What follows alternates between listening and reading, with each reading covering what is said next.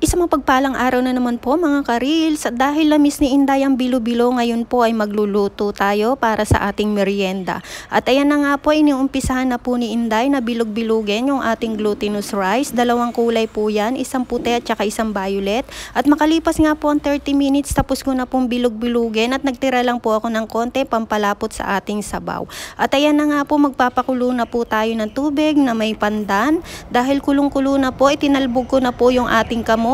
Sinunod ko na po yung ating binilog na glutinous rice. Hintayin lang po natin lumutang mga mamshi, mga idol. At dahil nakalutang na nga po, nilagyan ko na po siya ng brown sugar.